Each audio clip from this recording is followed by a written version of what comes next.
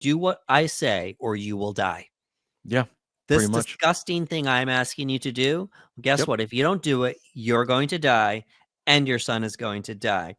Yeah. Listen, if you don't hate Commodus by now, you are rooting for him Yeah. to have the most painful death that Yeah. you have ever witnessed.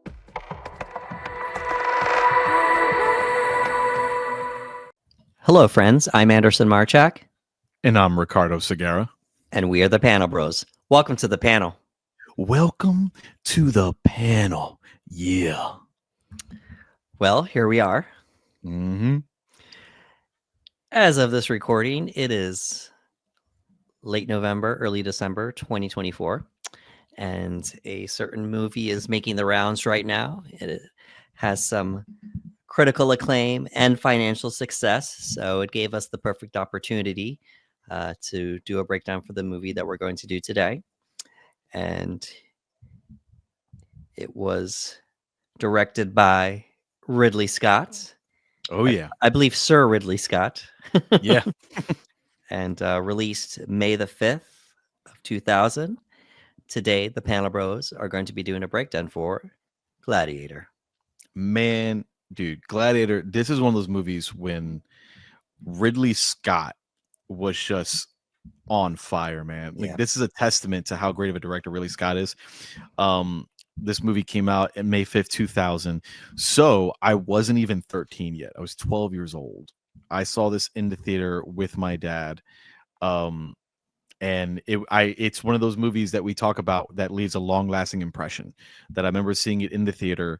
And I never forgot that experience. There's a couple movies that I've seen in the theater where I always go back. We talk about it, like movies like Jurassic Park, Man of Steel, there's a significant memory and core memory attached to them.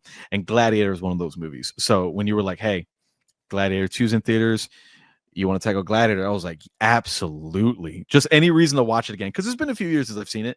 And as you know, like when time goes on, you kind of curious how you're going to feel when you rewatch a movie after it's been a while. But I'm happy to say I'm eager to talk about it.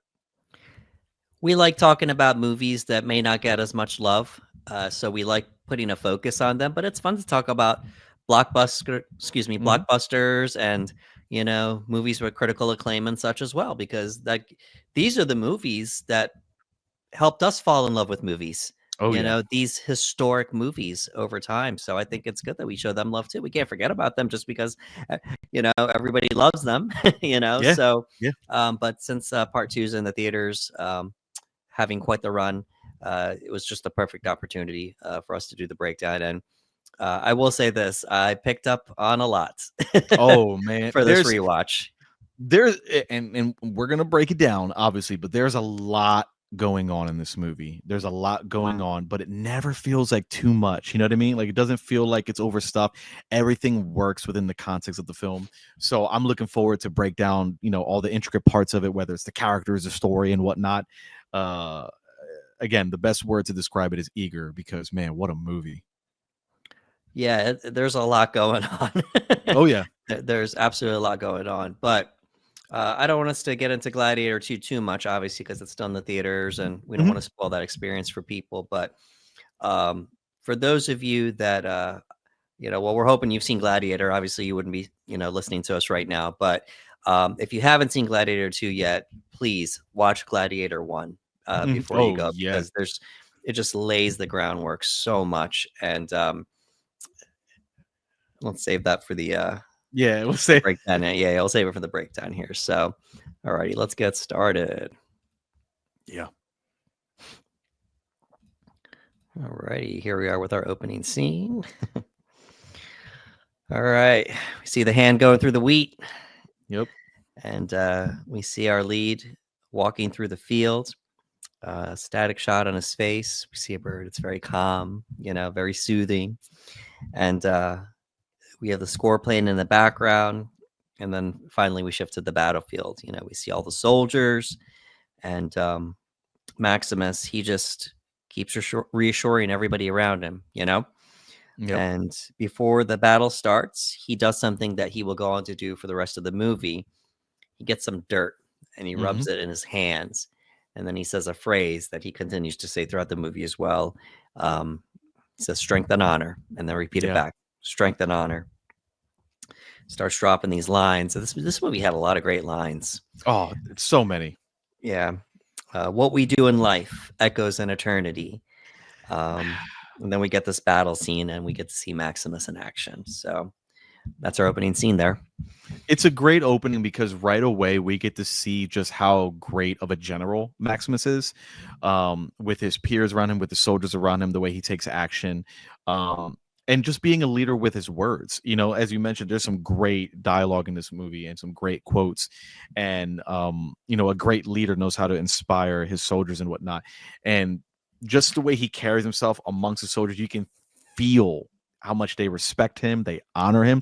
So right off the bat, right within like the first 4 to 5 minutes, you get a good feel for who Maximus is as a general. So they waste no time introducing that aspect of who he is. The battle is pretty awesome. Oh, yeah. It's pretty epic. You know, we see the swords, we see dismemberment. You know, there's just a lot's going on. The catapults. You know. Yep. It's very. I don't want to say typical, but there was a time period, especially in the early 2000s, where whether it was a war movie, Blood and Sandals, where if it was rated R, you were going to see it. Like they were going to show you everything, all the violence, all the blood, because they were trying to be as authentic as they possibly could with the subject matter. So they were like, instead of cutting away and shying away from the brutality of what these wars were, they were just going to show us. And this was definitely a product of that time. And like you said, like the war starts, you see a soldier being sent back to them headless on a horse. They sent it back, and that was kind of their response. Like, yeah, we're going to go to war and go to battle. And everyone's throwing down, obviously. And again, now we get to see the combat experience of Maximus. You know, we see just how good he is as a swordsman, as a fighter, and that almost like an animalistic nature of like just as if he's a wolf. You know what I mean? Just like roaring and yelling and battle cries and this and that. And again, you understand exactly why he is who he is, why he is the general, why he's the lead in command, because not only does he lead through his words, but through his actions out in the field. So it's 180 AD, and the Roman general Maximus Decimus Meridius intends to return home after he leads the Roman army to victory against Germanic tribes near Vindobona. So that was the battle that we just discussed here. After the battle, we meet Commodus and Lucilla, brother and sister.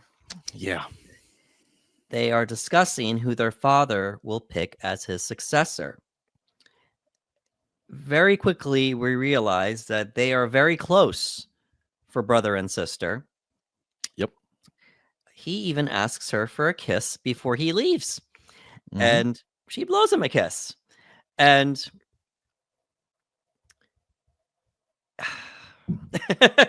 they're planting the seeds, man. Right. It's early, but again, they're planting those seeds of just. Well, it's innocent. They could be just very affectionate, and then that's okay. But you know, some of us like slight eyebrow raise, you know, because they were very in close proximity to one another while they were talking. You know, him more so than her. Yes, she was just kind of definitely him. Right, her just kind of laying back, but it's like, oh, you know, they're brother and sister. It's fine. This is Rome. People were very emotional people and in touch with their feelings in that time. So it's like, all right, so, but just all right, so an eyebrow's raised. Yeah, exactly. There's an eyebrow raised. Yeah. Yep. All righty. So then we meet Marcus now. Yeah. Emperor Marcus Aurelius tells Maximus that his own son, Commodus, that we just met, is unfit to rule. And he wishes Maximus to succeed him. Oh, boy. To restore the Roman Republic. Yep. Wow. This is where we introduce the idea of him wanting to give Rome back to the people. And this is pretty heavy what's happening in this scene right now. You know what I mean? What's happening? Yeah. So typically, just as far as succession goes, it's supposed to be bloodline. You know, that's just how it works. You know, it's those with the, you know, the kings and the queens. Same thing with the Caesars. It's supposed to be who's next. But Yeah. Marcus Aurelius is so doubtful of his own son. He's like, no, this guy here that's been fighting for the country and for me and for everybody, he's more suited, you know? Yeah. And you can see early on, like, again, as I mentioned earlier, you can see how strong their bond is. You can see it between Marcus and Maximus. Like, it almost is the father-son relationship that Commodus wants so badly. Just simple moments of handshakes and hugs. You can feel almost this jealous nature of Commodus when they're having conversations. And there even is a moments where Marcus wishes that Lucilla was a man. He brings that up very quickly. He's like, "Oh, Yes. if you were born a man," because he does not want to give it to Commodus. And he doesn't say that, but he insinuates, he goes, "Oh, if only you were a man, you would rule and be a fine," and you're kind of like, "Oh, interesting." So he doesn't, he's not even considering Commodus. So when we're having this conversation with Maximus, who I feel so bad for in this moment, man, because all Maximus wants to do is go home. He mentions it. He goes, "Hey, when my time is up, when this war is over, when we're done doing what we want to do, I just want to go home. I've been at war for 2 hours. I'm sorry, not 2 hours, 2 years and whatever days it was that he remembers down to the letter." He's like, "I just wants to do that." And Marcus is just like, man, like, you're the perfect person for this. And Maximus is like, "I reject it with my whole heart." You know what I mean? Because all he's thinking about is his wife and son that he wants to get home to. And Marcus is like, but you're one of the people. And he's like, "I'm not a politician." Because "That's why you're so great. You're not corrupted." And that's where he starts to bring up, like, Commodus cannot be trusted in such a role. And it's like, man, I can't imagine being put in that position, because all Maximus wants to do is go home to his family. And right now, a friend and a father figure is telling him that you are literally the only person I trust. Not a bloodline family member, not a son, not a brother, a really, really good friend and a general that I trust more than anybody close to me. And that's heavy. That's really heavy stuff. Yeah, and Marcus Aurelius, he had to have known this was going to, so to speak, shock the system, Oh yeah. because everyone would have been blown away that Mm-hmm. Commodus wasn't chosen. And of everybody, you picked a general. He's Yeah. not even a politician. But some great acting here, Oh as yeah. there's a lot of scenes with one-on-one Yeah. action here in this movie with a lot of different actors and such. But they pour on the lines here. He tells Maximus, "Don't call me Caesar. Let Yeah. us speak as men, and come embrace me as my son." Just really, really Yeah. great dialogue in this scene here. All right. So we get a little scene here between Lucilla and Maximus. Mm-hmm. So Maximus and Lucilla speak, and she's trying to talk to him, and he's just trying to leave. She's aware Yeah. that him and her father had a conversation. He's just not trying to hear it, and you can almost tell that they haven't seen each other in a while. Mm-hmm. And she's just all about this reunion, and he isn't. He's got his family to worry about, his wife and Yep. his kid. So she's trying to get information out of him. She said, "I could always tell when you were lying because you were never any good at it." He said, "I never acquired your comfort for it. Excuse me." She throws herself at him.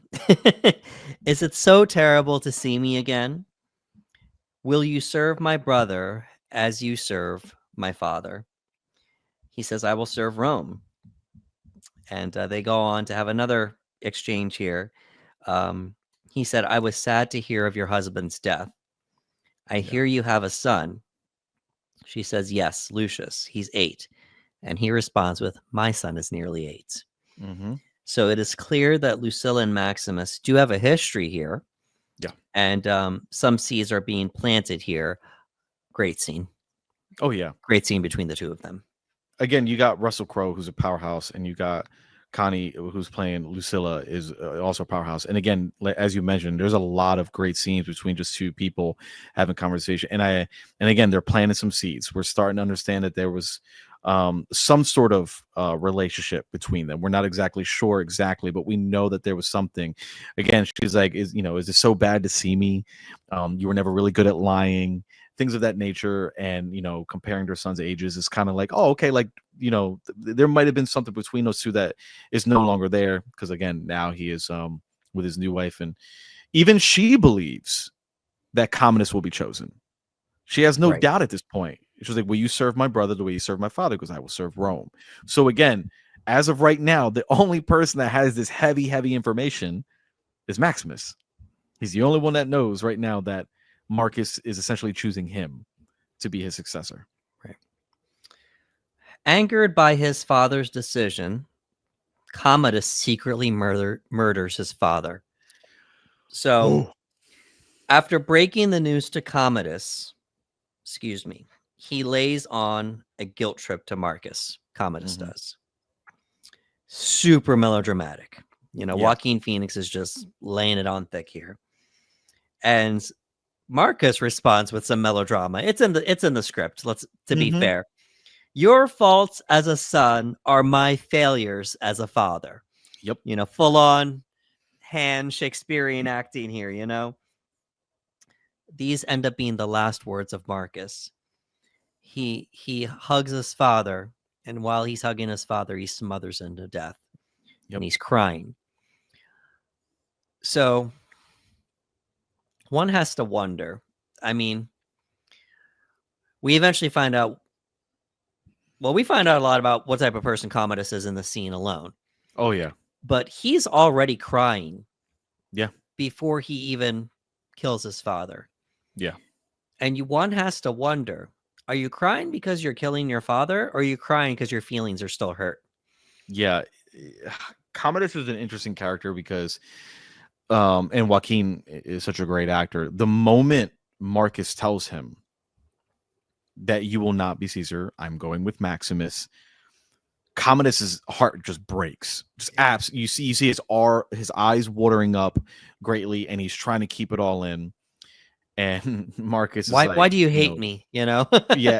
He hits him with that, and he starts recollecting about characteristics that he doesn't possess, that obviously his father wished he did. He goes, I don't have those things. I don't have any of those things, but I have ambition. I have drive. I have this.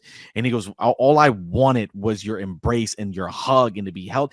And you're kind of just like, again, there's that envious nature of him wanting so badly to be treated as, I guess, the number one son. Meanwhile, there's this relationship that, he has with Maximus that, Commodus is very jealous of. And God knows, what was going on long before that. But I'm like you, I'm like, okay, are you crying for the act that you're about to commit, the act that you're currently committing? Or is it more about the fact that, man, you were overlooked? Like, your own father is telling you he does not trust you in that position. He does not trust you with the power. Is that what broke you down, and that you're crying, oh my God, I can't believe this? Or again, are you crying more along the lines of like, wow, I have to do something so heinous to my own dad right now? But we learn a lot about Commodus, as you mentioned, like in this particular scene, and they're going back and forth with the actor, man. Like, those guys, they're going back and forth heavy, and it's great. It's a great scene. It's an absolutely great scene. I believe he even lets him know that it was going to be Maximus. I'm pretty sure he lets him know. Yeah, 100%. He goes, who if not me, then who? And he goes, Maximus, and he's like, ooh, that's it. That's the So that was that was the thing that pushed him over. Not the fact that you chose this person, Yep. So, yep. Clearly this was a split-second decision, but Commodus knows that that it's going to be announced soon. And the only way he's going to be next in line is if he kills his father and nobody sees it, because he knows that's how he's going to get it. So in a split second, he made that decision, unfortunately. Yep. And he smothers him with an embrace, with a hug and embrace, and he just smothers him to death. Commodus proclaims himself the new emperor and requests loyalty from Maximus, who of course refuses. We see Lucilla crying in the background. She knows he did it. Yeah. She slaps him, and then she kisses his hand and says, "Hail Caesar." Yep. Maximus knows he was killed too. He says it immediately after he left the tent. Walks out and immediately says he was slain. Like, he knows right away. Yeah. Maximus So Maximus is ready to make a move, and like, we got to do something real fast, guys, because this is about to go south. He knows this is Yeah. about to go south really, really quick. Unfortunately, Maximus is arrested by Praetorian guards led by Quintus, who we will talk about, who tells him that he and his family will die. Maximus kills his captors in a scene where he's like, I think he said, "Give me a warrior's death." Yeah. So he turned around, and the guy goes to stab him, and he headbutts him and grabs the sword from the blade. From the blade. He takes it from the blade and fights Yeah. with the sword that way. It was so great. Yeah. And then the other guy goes to unsheath his sword, and by a stroke of luck, he couldn't. And you get another line here: the frost, sometimes it makes the blade stick, and he was able to get the other guy too. Yeah. Wounded, he rides for his home, where he finds his wife and his son executed. This scene. So we're going to talk about it, but they trampled the son with the horses, and they show it. And they showed it. The wife sees it. We don't see how the wife was killed, but we get to it eventually. We find out how eventually. Yeah. They hang their bodies, which Maximus comes home to. They also burned everything. It's later revealed that I believe they were crucified and burned, if I'm not mistaken. Yeah. And the people that did this were the ones Maximus served with. So these weren't just like anybody. These are people he led. Yep. But clearly they were, quote unquote, just following orders, right? Yeah, and So- it's one of the most upsetting parts of the movie, obviously. But it was so jarring to see his fellow soldiers and peers turn against him so quickly and easily. And as you mentioned, it's going south very quickly, very, very quickly. And Maximus realizes that Quintus is armed and the guards are armed. He even asks, like, why are you armed? And they arrest him. And he tells Quintus, even though he knows what's about to happen to him, he tells Quintus, just take care of my wife and son. Watch out for my wife and son. Care for them. Make sure they're going to be okay. And Quintus straight up tells him, you'll see them in the afterlife. Like, and it killed me again, because these are people that were by his side for over 2 years in battle. And the idea that obviously Commodus is now the guy in charge, I'm sure they have a fear of what's going to happen to them for disobeying Commodus. But I was just so upset that easily they turned against Maximus. And Maximus, as you mentioned, is able to take out the people who went to kill him.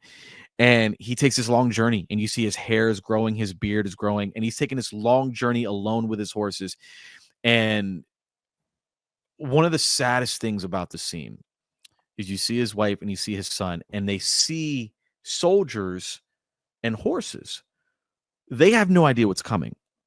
So they believe Maximus is coming home, right? Because she lets her son go, and her son is running forward towards the horses and soldiers as if dad is home. After 2 years, dad is home. And it's just a hard cut. And Ridley Scott, as a director, decided to keep it in. What a brutal decision, because they do not cut away. They do not cut away. You see the horse hit the child, and you're like, oh my God. And by the time Maximus does arrive, everything is destroyed. Everything is burned. Multiple people have been killed at his farm. Like, nobody was spared. Right, because you see the bodies in the yard. You see bodies everywhere. Right. And it's like, these guys came here and committed such a heinous act in name of Commodus, and right up from this moment on, you just despise him. You despise him. You despise the soldiers. You despise all of them.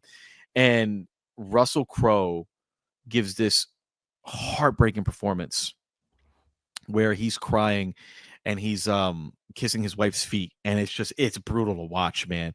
And the movie takes roughly around 45 minutes building up this moment of him reuniting with his family, and it's so tragic because the last time they saw him was 2 years ago. They never see him again, and he never gets to see them again, essentially, because when he comes, there's nothing left. Just a completely heartbreaking scene. So Maximus buries them, and he collapsed from his injuries because he had a really brutal fight before he got here. he is found by slave traders who take him to Zucabar in the Roman province of Mauritania, Caesar Renasus. Apologies for the mispronunciation. They sell him to the gladiator trainer Proximo. Yeah. So, unfortunately, Maximus is now a slave. Clearly, these people do not recognize him for whatever reason or another.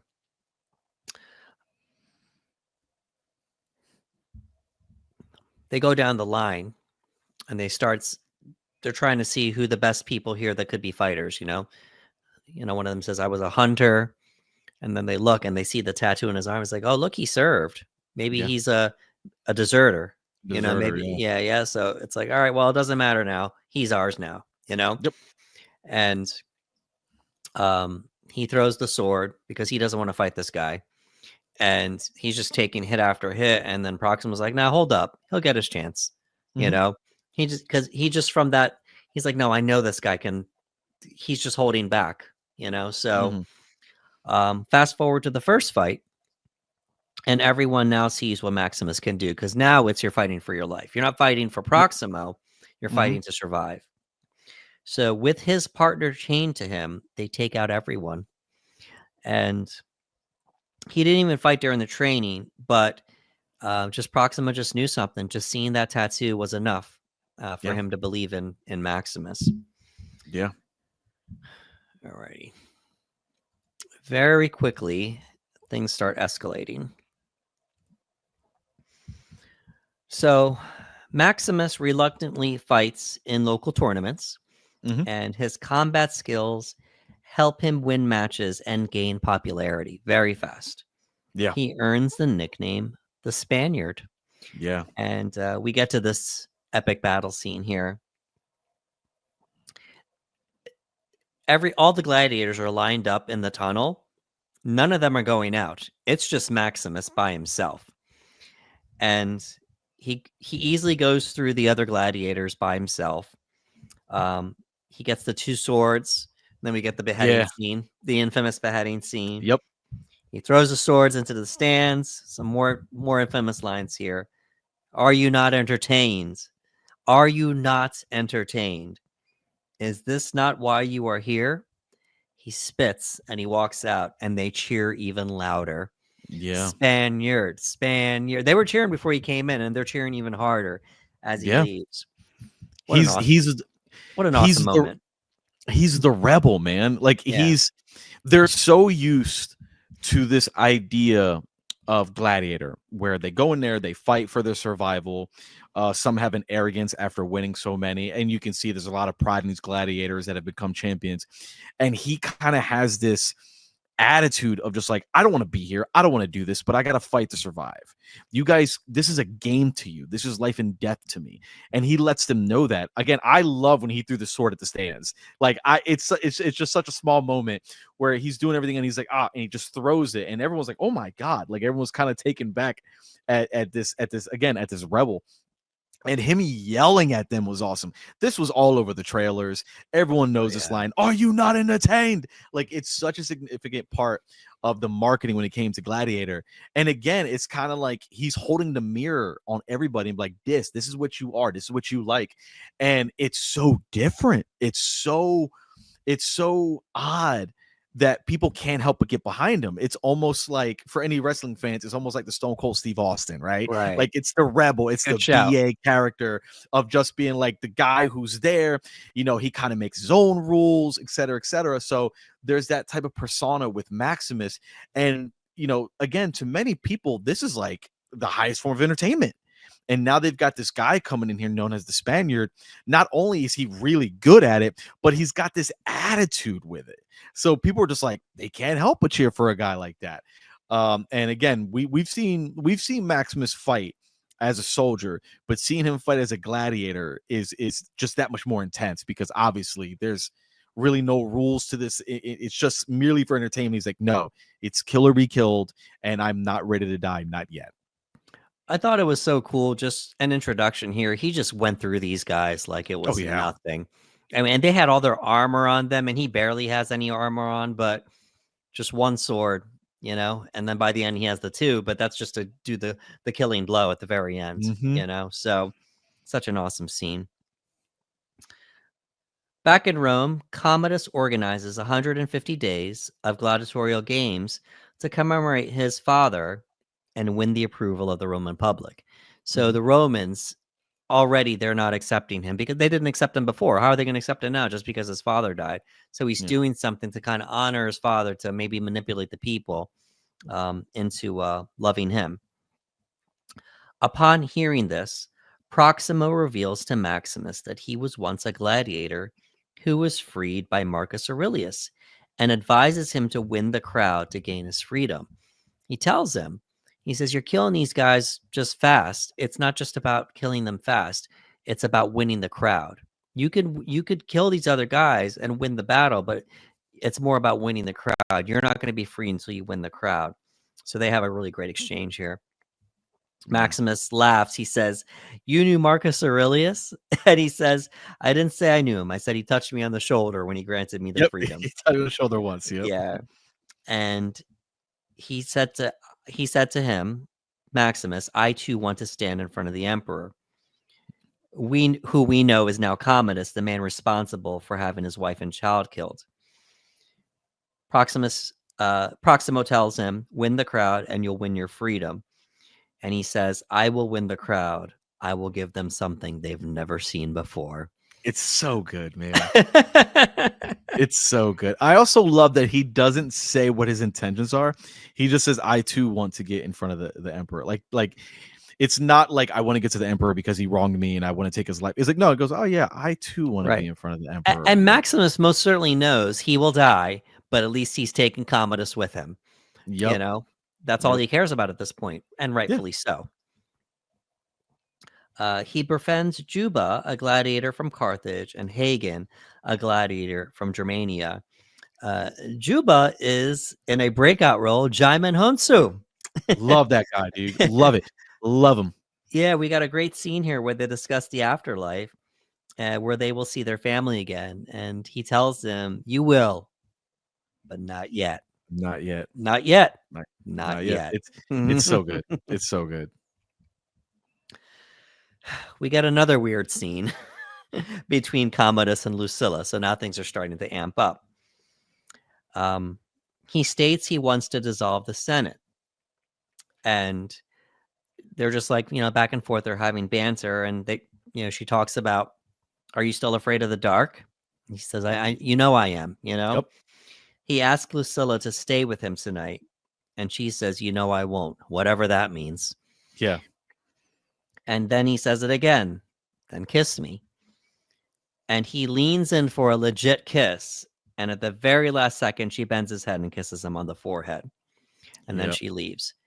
And whether it's whatever happened between them there, or the fact that things are sinking in for her now of what Commodus wants to do, Connie Nielsen just throughout the movie, she just starts this acting by not speaking, just listening. And what do you call it? Eye acting, I believe. Eye acting, man. Yeah, eye acting with your eyes. Just wow, and I love it. As she's leaving, you just see the concern on her face, like what's happening now. Yeah, she has to channel a lot of emotions, especially in these scenes with Commodus.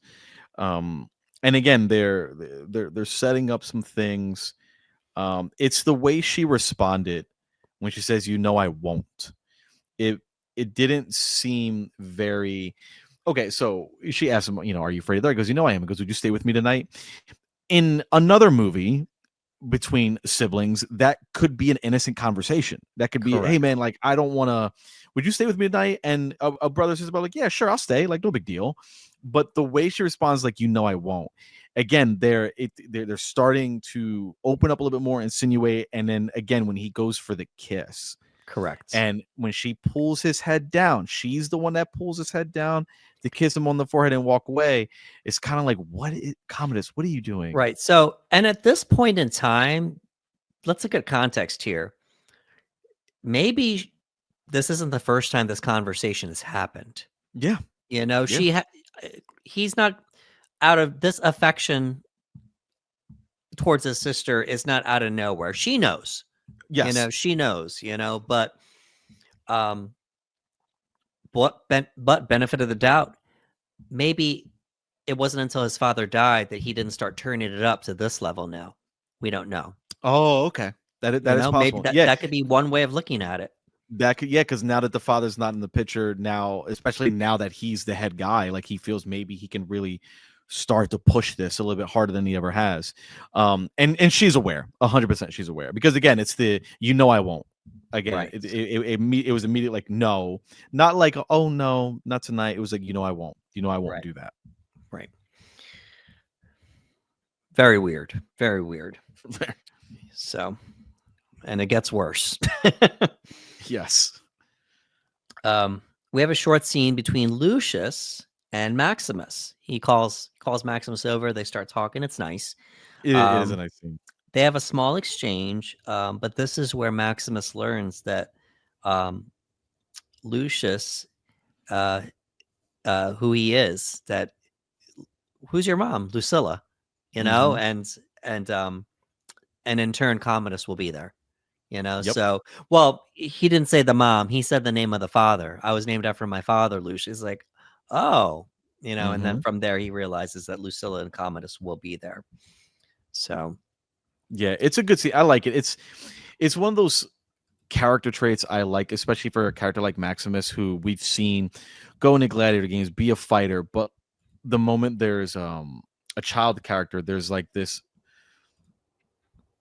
reason to try to be social and fun and humorous. Like, he even makes a joke where Lucius says, they say you can crush a man's skull with your bare hands, and he goes, a man? No, a boy, maybe. And it's just this little banter and this joke, and it's really nice about Maximus's character, because it almost shows me the father side of him. Like, he kind of turns into that father again, just like making a joke with his boy.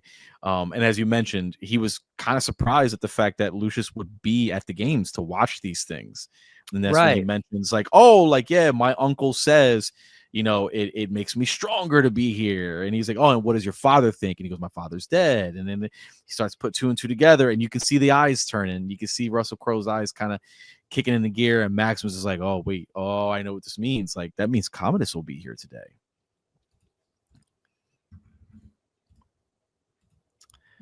Alrighty. Ooh, the mask, the helmet. Yes. So Proximo takes his gladiators to fight in Rome's Colosseum.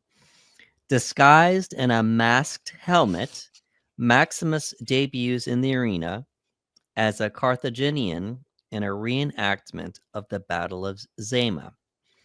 This is a great scene. Maximus, he just commands them as if they're on the battlefield. He's like, guys, the only way we're going to live is if we work together. Because this is a reenactment. We're playing the barbarians. They are playing the Romans. They're going to have the chariots, the horses, the spears, the bows, the arrows. All we have are these shields and these spears to help us. But we can win as long as we stick together. Yep. You see him go right into that leader role again. Has any of you people been in the army, in the military, and they're like, yeah, and he goes, this is what we're going to do. And again, he commands the scene. We get to see why Maximus is so good as a leader. Unexpectedly, he leads his side to victory and wins the crowd's support. Commodus and his young nephew, Lucius, enter the Colosseum to offer their congratulations.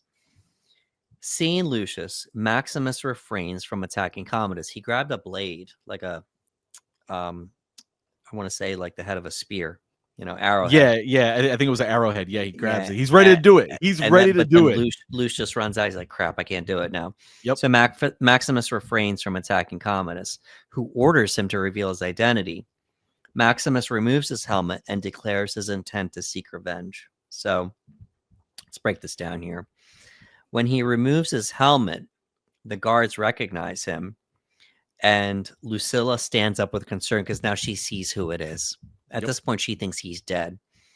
The other gladiators stand tall. If you're watching, everyone is shocked, but the gladiators aren't, because they know. Oh, no, they know. Yep. They've been, and eventually we find out somebody served with him. Mm-hmm. Eventually, we find that out later on. But Lucilla stands up. She's like, she's looking on. The other gladiators are standing tall. Commodus is terrified. Yeah. And we get this line. This is the monologue of the whole movie here. Oh, yeah. The monologue. Yep. Yeah. My name is Maximus Decimus Meridius, commander of the armies of the north, general of the Felix legions, and loyal servant to the true emperor, Marcus Aurelius, father to a murdered son, husband to a murdered wife, and I will have my vengeance in this life or the next. This was probably the one thing I quoted most after seeing this movie. It was, you felt it. Like, you felt everything in the scene was building up to this one moment, because obviously Maximus and the gladiators look strong, and Commodus is like, Lucius, let's go see them. And he asks the gladiator for his name, and he does, my name is Gladiator, and he turns his back on Commodus, which is a huge no. That is so big. And you hear the crowd. Again, Maximus is almost giving them the show that Proximo had talked about. Like, you would never see a gladiator do that. And he turns his back, and he's trying so hard to hide his identity. And Commodus is like, you will remove your helmet and give us your name. And when he turns around, man, he gives that monologue, and you see the absolute fear in Commodus's eyes. It's oh man, it's a small, sweet victory. We're not where we want to be just yet, but that fear in Commodus's eyes was excellent. And Lucilla, she stands up, and again, everyone's standing tall among the gladiators, but Commodus is absolutely shook. And when he says that line, I will have my vengeance in this life or the next, I was like, bro, it's over for you, Commodus. Like, Maximus is on you. And let's put it out there. They were fully expecting for the gladiators to lose. It was going to happen because the Romans were stacked. We saw the bow and arrows. We saw, oh, by the way, cool. Shout out to Ridley Scott for putting woman gladiators. That was pretty cool. Oh, we had a woman gladiator in there on the chariot. And I mean, she got it bad. A lot of them got it bad. But an excellent scene nonetheless. Yeah, so I remember that was really cool. Yep. And that was really cool to see. Yeah, she got hit by the blade on the wheels of the chariot, but they had the phalanx going with all the shields. Like, it was really cool visuals. This was 2000, folks, but we were getting some epic, battle scene here. And just one by one, they're just taking down these horses, and he's taking over the horse. They're working together. But one by one, they just take these people out. So it's like, hey, listen, you just saw what they could do to some of your best people. What are they going to do to you now? You know? But he didn't have that in his mind because, he didn't think it would be Maximus. But the funny thing is all the guards know this is trouble because they were supposed to kill Maximus. And now they know what happened. They know Maximus's wife and child are dead. So they know that at any moment Maximus could lunge forward and probably kill Commodus if he wanted to. And but then something happens that ends up sparing Maximus's life. This is another iconic moment. The thumbs up or thumbs down. So Commodus is compelled by the crowd to let Maximus live. We get this iconic moment with the thumbs up or thumbs down. And the crowd is chanting, live, live, live, live. Commodus had to. Yeah, because he's got no choice. If you lose the crowd, you lose everything. Everything is power. Power and likability from the crowd. You lose everything as Caesar, and then and then if you lose the crowd, the Senate won't trust you. It won't be long before there's an uprising eventually. So, he holds his hand out, and for a moment you're like, is he going to try? Is he going to do a thumbs down? Yeah. Is it going to happen? It's like, no, he gives the thumbs up. Everyone's cheering, and on we go there. But shout out to Joaquin Phoenix. He gives the thumbs up, but he still has to do it while being terrified in the moment from what just happened. It's the wow moment of the movie. Oh yeah, 100%. I would say, it's the wow moment of the movie because he's just battling back to where he was outcast, and you know, the first time you see this, you're wondering, like, is it gonna happen right now? Yeah. You know? Are they gonna fight like right now? Like what's gonna happen at this very moment? Yeah. Yeah. Yeah, but And Commodus is in a bad spot, man, because as you mentioned, he's terrified and he has the power. He could end it right now. He he absolutely could. could. But Maximus and his popularity with the people essentially takes the power away from Commodus because he has to abide by what the people want. He can't lose them. And again, it's another small sweet victory because he has no choice. And that's eating Commodus up inside that he has to let him live.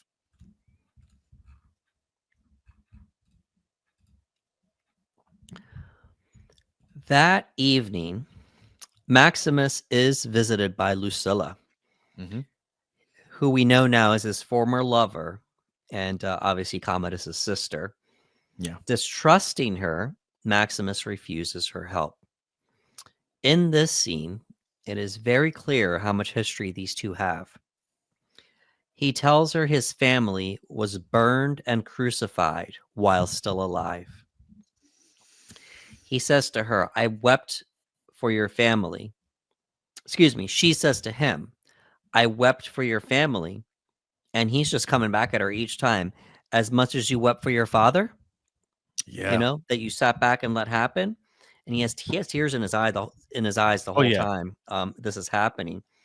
And the thing is this is where, I mean, we knew it before, but this is where we learn that this was a father figure to him.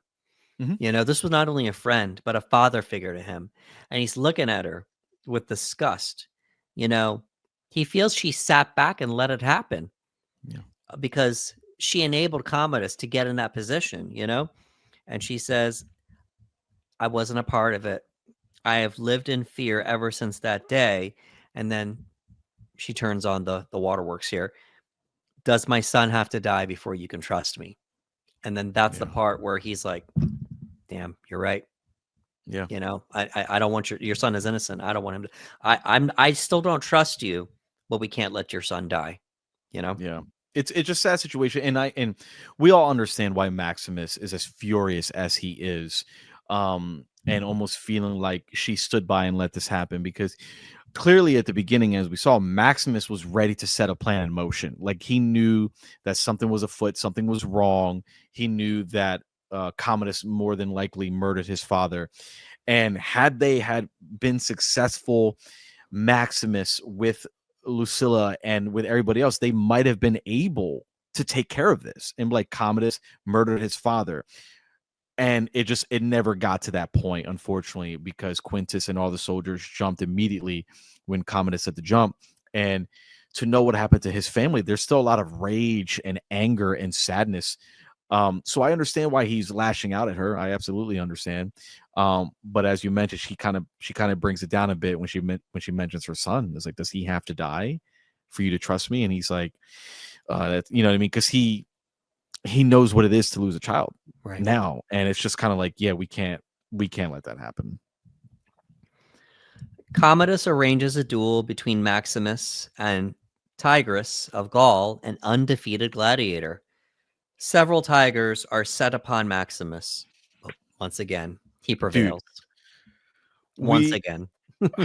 I did want to mention this. It's a major testament to Ridley Scott for this particular scene to use real tigers, you know, and like they use real tigers, and obviously Russell Crowe is not fighting a tiger, but they do just such an amazing job with the cinematography and having these nighttime shots of the tiger, and it's some with Russell Crowe, and then obviously a stunt actor rolling around with an actual tiger. And it's one of those things that, you know, in today's day and age, we probably wouldn't see real tigers in there, and for obvious reasons. But the scene was epic, man. Like he's fighting this gladiator, and then there's a tiger, there's another tiger, and he's having to fight the tiger, and it holds up so well because it's actual tigers. And I just want to give Ridley Scott a shout out for that. I was like, you know, kudos for using actual tigers for this scene. Yeah, and obviously we have this animal rights situation, obviously why it probably wouldn't happen anymore. Also, people's safety, hello. Yeah, that's the big one. Like I can't imagine what. Oh my god! Like, yeah, it was different. It was just so different back then in Yeah. 2000. Yeah, and clearly it was a little tricky with the cuts and such, Hmm. but he They did what made he it had work. to. He wanted to make it look as real as possible, At the crowd's desire, Commodus orders Maximus to kill Tigris, Hmm. and puts the thumb out or the hand out, and then we get the thumbs down this time. But Maximus spares his life in defiance. In response, the crowd chants Maximus the Merciful. So Yeah, as every time you think he can win the crowd over, he wins them over even more. This yeah. angers Commodus. To provoke Maximus, Commodus taunts him about the murder of his family, but Maximus resists the urge to strike him. Increasingly paranoid, Commodus instructs his advisor, Falco, to have every senator followed and refuses to have Maximus killed for fear he will become a martyr. Because then Yep. at that point, then it's actually vocalized. If Maximus becomes a martyr, then I will never win this crowd over again. It will Yep. not happen. I will never have a Again, chance to win he over this crowd. he goes against the emperor in front of everybody. And again, I Yeah. can understand what that would feel like to a civilian where you're watching, excuse me, obviously living your life under an emperor. I'm sure there's quite a few people that don't like Commodus. And right now they're just seeing this anti-hero, this rebel again. That's kind of just like, no, all right, you're telling me to kill this man, and I'm not going to do so. And then you get the nickname Maximus the Merciful, and it's just like it's again, it's an event. Like they've built this name around him, and as you mentioned, like now you can't kill Maximus because you will indeed make him a martyr, and you're not going to get those people back. Nope, they'll reject him forever for that. Yeah, and I'm glad you gave the shout out to Stone Cold Steve Austin because we're Nope. talking about the mid to late 90s Yeah. where Stone Cold that was his prime. Listen. So it- it led Listen. right into Gladiator. It was like the I foundation don't. was there. I don't know if people remember, and this is going to be our wrestling moment memory, but when they were doing advertisements for one of the wrestling pay-per-views, Stone Cold played Maximus. He Yeah. had the helmet and everything. And that's why I'm like, oh, I kind of I see the character in that way where, again, that's why people like Maximus so much. He's going against the rules. He's breaking the rules. He's making his own rules. And again, he's really good at what he does. So at this point, if Commodus were to have him killed, it would do more damage than good. Right. Sure, Commodus would be like, yes, I finally got rid of Maximus, but at what cost? He would absolutely lose the people, which could get them to revolt. It would affect the Senate. It would affect his power. They might step in. Like, there's a lot riding on Maximus' popularity. And again, it's killing Commodus. Maximus discovers from Cicero, his ex-orderly, that his former legions remain loyal to him. We're going to give a shout out to Tommy Flanagan. Some of Love Tommy you Flanagan. Yes. may know him most as Chibs from Sons of Anarchy. Just that unique look that he has there. Yeah. He secretly meets with Lucilla and Gracchus, an influential senator. They agree to help Maximus escape Rome to join his legions in Ostia, and oust Commodus by force and hand power back to the Roman Senate, because now they know how serious this is. Yep. But now we actually have somebody where it's actually a chance. We were trying to do it before, but now we actually have this person that could probably do it. So Gracchus tells him, Marcus Aurelius trusted you. His daughter trusts you. I will trust you. This is wild because we're looking at a man that became a slave, but is now the most popular and quite possibly most powerful man in Rome. Yeah. Because of what's happened now. Everyone is siding with him once they find out who he is, you know? And obviously what they're doing here is they're discussing treason. Let's put it, this is treason. Yeah. But you know, when you strip it away, but look at who they're trying to overthrow. Yeah. And they're trying to overthrow somebody that will ruin Rome. Yeah. You know, He's going to be the downfall of Rome 100%. Yeah, and they can't do it. They're like, but we don't have everyone's scared. Who's going to step up? He commands the armies, and it's just like we have this guy that stood up to him in front of Yeah. everybody, not knowing what was going to Yeah. happen after everything that happened to his family, Mhm. and now they're like, oh, now we have our guy, Yep. All righty. Content warning, folks. We're going to talk about some not nice stuff in a second here between Lucilla and Commodus. So, Oh boy. yeah, here comes a screenshot. All righty. Yep. Ew, geez. Incredibly uncomfortable scene. Yeah. I remember watching this in the movies. Again, I was just on the cusp of 13 years old. Like, oh, what is happening? Not What is good. happening? We're gonna talk about this for a second. I'm gonna make this go away in a second here. Trust me. Mhm. I just wanted to share this here. So Commodus becomes suspicious when Lucius innocently hints at the conspiracy, the nephew. Mhm. Yeah. Commodus and Lucilla talk about where things are headed, and he asks her where she's been, and she just, she drops a joke or whatever. And we get another weird scene between Commodus and Lucilla, the weirdest one Oh yeah. yet. By far. By far. They're talking, and then she sees he's like upset, so being a good sister, she lays his head on her shoulder, and then all of a sudden he pushes her down in a laying down position like what we see here, and this ends up being the worst scene we get visually between them. I say visually because something verbally happens later on that's the worst thing, but they lay down. He lays down next to her, on top of her even. And then he drops this weird line, and I'm going to make this go away here. He drops this weird line, open your mouth. Yeah. And he sticks his finger in there, and then he tastes it. And he says, I love you. And she's crying at this point because now she's starting to see what type of madness is to come if he ends up, continuing as Caesar. Not only is it going to be the downfall of Rome, but it's going to be the downfall of her and her son. Yeah.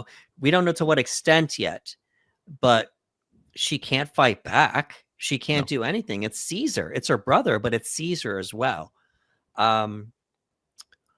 This scene, obviously, Joaquin Phoenix has been doing an amazing job as a villain up until now. We hate him. We hate him so much. Not especially for this one aspect of him. But Connie Nielsen said so much with saying so little in this scene. There's tears streaming down her face, but she's just looking off in the distance, just listening to him. And you could see everything in the eyes here. He's great, but this does not work without Connie Nielsen as Lucilla just selling the entire moment. Your thoughts, Ricardo? It's a very uncomfortable scene, obviously, for what's happening. Connie Nielsen has this performance where, as a character, I'm no longer speaking about the actor, but the character of Lucilla has this performance where she is doing everything in her power to hold strong, to hold it in, but also trying to almost have an out-of-body experience, to kind of just turn it off. Like there's this pain. You see the tears coming on her face, but she's not breathing heavy. She's not sobbing. It's like, nope. She's trying to go as cold as she can, but it's so emotional, impactful that those emotions are escaping through her eyes. She's not begging. She's not pleading. There's no vocabulary. There's no dialogue whatsoever, and it's all escaping through her eyes. And I'm talking about Lucilla's character, where she has to endure this, and now we're at a point where we know pretty much what his intentions are. Right. And it's extremely heinous. And to know that if he wanted to move forward with what he was doing, she would be in a very dangerous predicament where, like you mentioned, she cannot do anything about it.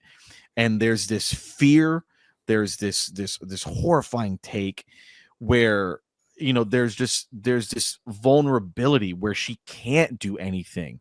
and it's awful. And you know, performance wise, again, they're both crushing it. As you mentioned, Joaquin Phoenix, despise him at this point, just absolutely despise him Oh as a yeah. character. And for her, we ache so badly for her, and we just want her to be safe. We want her son to be safe. And I remember not knowing how far the scene was going to go, obviously, the Oh first time yeah. watching, and just being like, or like, how far are we going? Like, I was so afraid of what we were going to witness. And even though it doesn't cross that line, it's just as bad. You know, just the simple thing. Again, the way he caresses her, the way he touches her, you know, I love you. And you can see it. She doesn't make any eye contact with him whatsoever. She's just staring forward at the ceiling.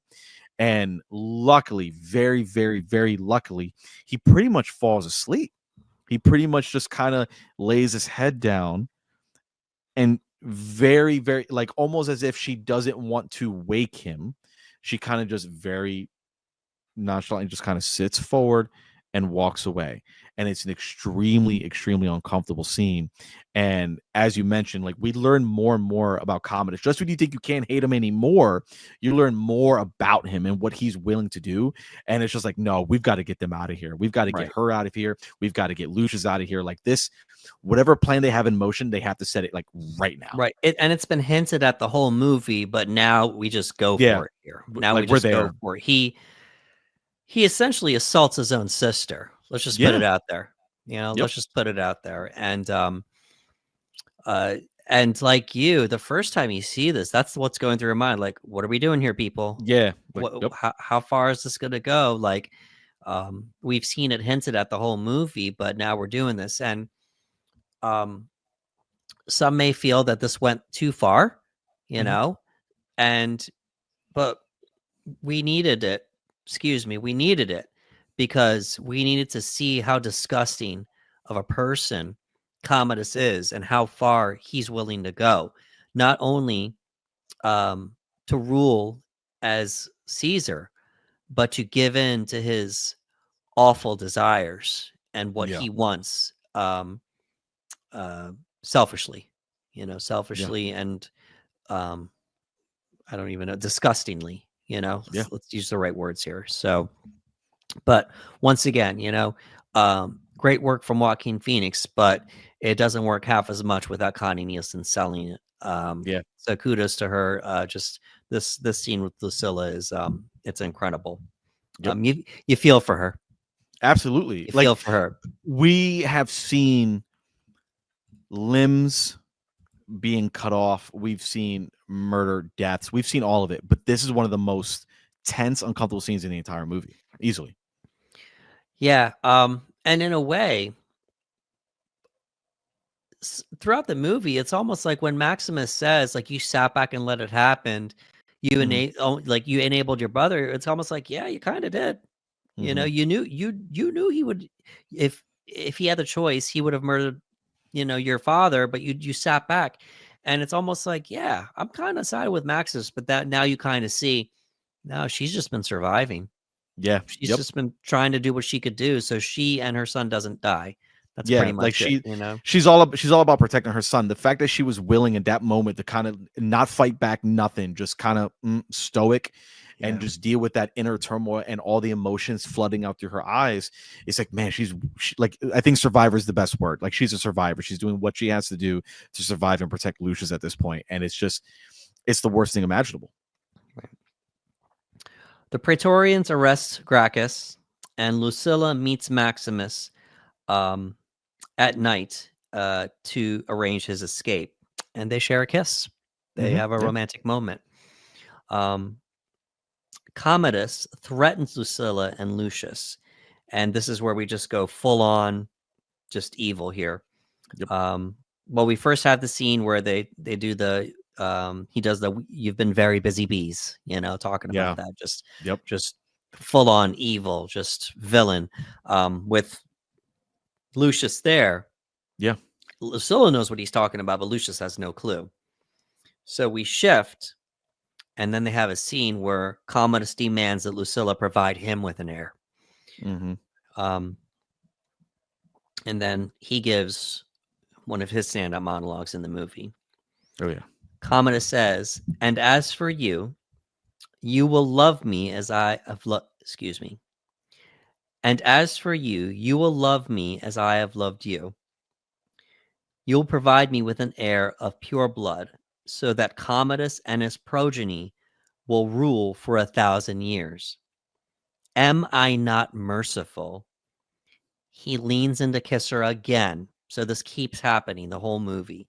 He leans in to kiss her again, and she pulls away. Bro. She pulls away because she's like, no, I'm not going to give you what you want, you know? And he screams, am I not merciful? And then he screams it again. So we've danced around this issue the whole movie. We knew by the last scene, you know? And by the way, he tried to kiss her again in that scene, and she pulled away. She pulls away every time he tries to kiss her, you know? Yep. And this time when she pulled away, this one really angered him. But we've danced around this the whole movie. But now Commodus, he's going full on with, I don't know if we're allowed to say the word on the air without getting flagged, but with his awful desires here. Do what you say or I will, or excuse me, do what I say or you will die. Yeah. This Pretty much. disgusting thing I'm asking you to do, guess Yep. what? If you don't do it, you're going to die and your son is going to die. Yeah. Listen, if you don't hate Commodus by now, you are rooting for him Yeah. to have the most painful death that Yeah. you have ever witnessed. Yeah. I don't know about you. Like you the whole time you're like, oh, I can't wait for Maximus to just take you out. Because again, like and dude, Lucilla is extremely, extremely brave because at this point in time, he has told her, if you do not do these things, I will kill you and I will kill your son. And when he goes for the kiss, she still moves away. She will not Yeah. give him that.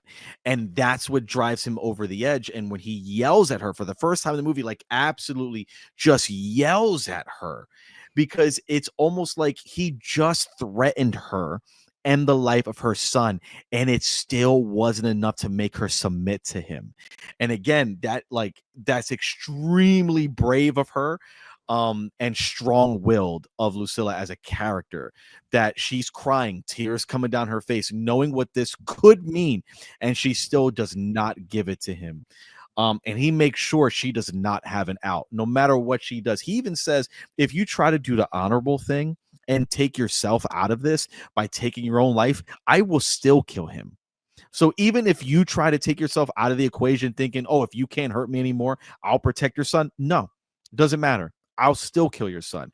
If you go against me, I will kill your son. I will kill you and your son. If you don't give me an heir, I will kill you and your son. Like, it's just right. Full mask is off. Yeah, right. Correct. Thank you for saying that. That's a great analogy because it's not just about me ruling Rome. It's about me ruling Rome for years to come.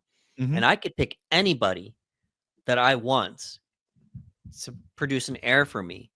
But I want the one person that, one, I'm not supposed to have, and two, the one person that won't do it. Want nothing to do with me. Right. Clearly, because she shouldn't, you know? Mhm. But it's like a power play. He knows Yeah. what he's doing. Look at how powerful of a Caesar I am. Mhm. I could get my own sister to give me an heir. This is Yep. how in his mind, in his maniacal, you know, mind, to him that's power. Yeah. So he wants to show Rome how powerful he is by doing this disgusting act.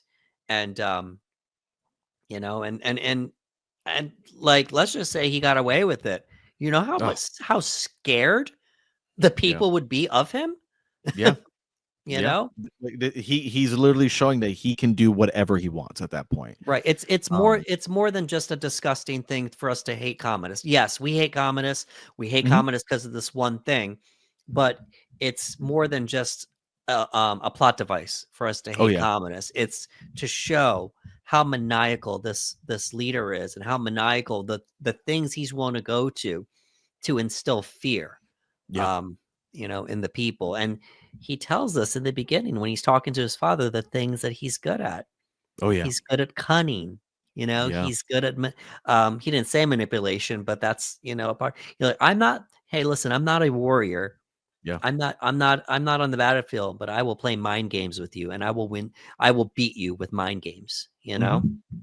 So, um, But yes, thank you. The mask is off. That's a great. Yeah, like completely off at this point. He's like, Yeah, nope. we're not dancing around anything anymore now. So Nope. Commodus has the Praetorians attack the gladiators' barracks.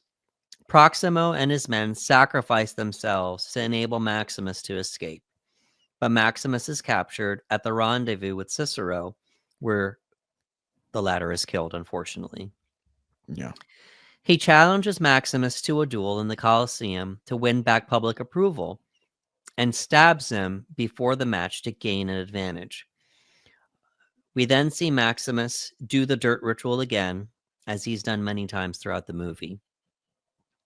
Despite his injury, Maximus disarms Commodus during the duel. After Quintus and the Praetorians refuse to help him, he says, "Sheath your swords." Quintus knows this is the only chance to save Rome from Commodus. So let's get into this a little bit here. We're going to get to talk about the final fight a little bit more here, but yeah, Quintus buckled very early on with zero resistance, no hesitation, nothing. Okay, guards, take him right now. That was it. They took him. Yeah. No, but sir, Caesar, what are you talking about, Caesar? Nope. Okay. Nope. All right. Kill his wife and child. Yes, sir. Yep. Burn not a single rebuttal. Yes, sir. Kill him. Yes, sir. Nothing. Just nothing. And to their point, what do we say? I was only following orders, right? That's people in these how do you put it, in these groups? I'm not going to call out any certain groups or anything. I don't want people to get upset, but where you have to follow orders, that is how you are trained, to not question, because that's what a good soldier does, right? Yep. So things have been happening throughout this movie. Sorry, Quintus, we're about to lay into you here. Yeah. Yeah. So you were okay with the wife and child getting killed, everyone being burned. You're okay with Maximus getting killed. You were okay with Marcus Aurelius getting killed. Mm-hmm. And you know who did it by then. It's not they know. It's not a secret. Know. It's not a secret. So we're okay with all these things.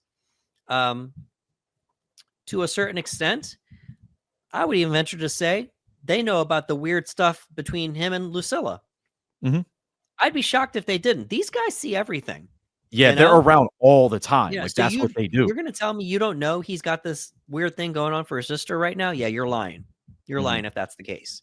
So all these things, Quintus, I'm not going to single out everybody else. I'm going to single out Quintus. He doesn't bat an eyelash to any of these things. So you mean to tell me Commodus taking a blade and stabbing Maximus, making the final battle an unfair fight? Oh no, that's where I draw the line. Yeah. Excuse me. And he's like, we can't help you now. We're supposed to have, I don't know if this was the intention of the scene when Quintus tells all the soldiers to hide their swords because Commodus is unarmed and he asks Quintus for his blade. He asks for his sword and Quintus does not give it. And he asks for his soldiers around him. And Quintus yells out a command, hide your swords, hide your blades, as if we're not going to help you. And I don't know if this is one of those moments where we're supposed to be like, yeah, Quintus, but I didn't have that moment because I was still so angry at Quintus because, as you mentioned, there is zero hesitation from the very beginning of the movie, from the very moment Commodus decides, hey, not only are we going to exile Maximus, we're not going to allow him to go home and be free and just out of the picture. We are going to slay him and his family. This is a man that you have fought side by side for over 2 years in war. This is the same man who you fought shoulder and shoulder in war.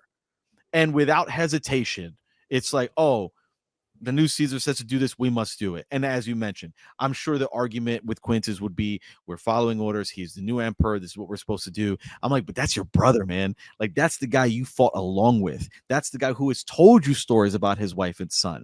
And you just allowed this to happen. And you partook in it.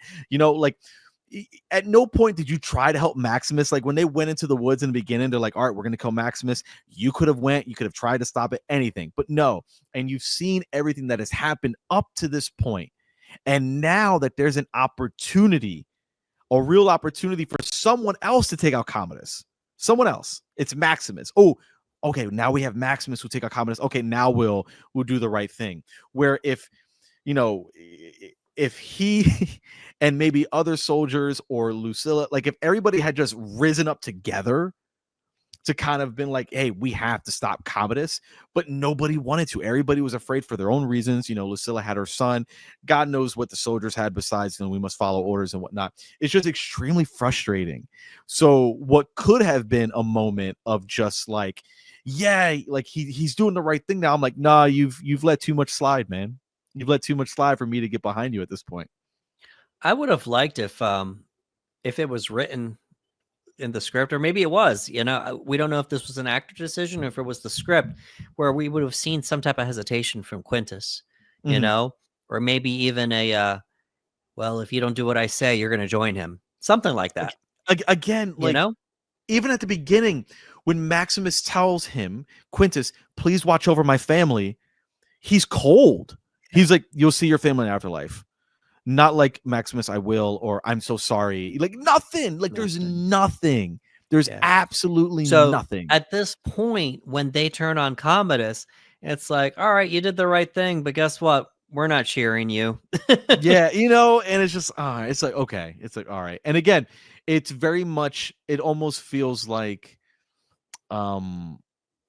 it's not survival of the fittest. That's not the right term that I'm trying to come up with. But again, they now see, hey, Commodus might actually die here. This might be it. Okay. All right. No one get involved now because we might have someone else solve our problem. And it bothers me so much.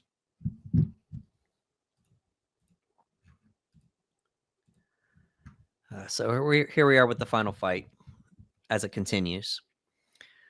So they don't hand him any swords, thankfully. Commodus still unsheaths a hidden knife.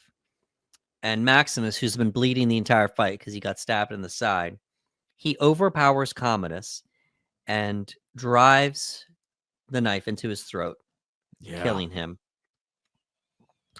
I put down here, this has got to be one of the most satisfying movie deaths in the history of cinema.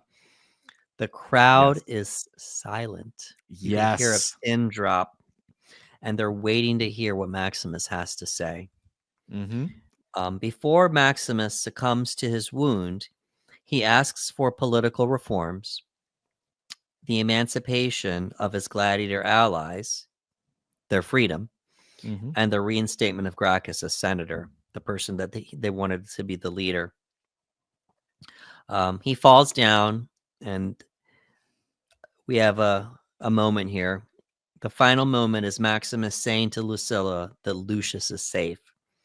And with tears streaming down her face, she tells him, go to him.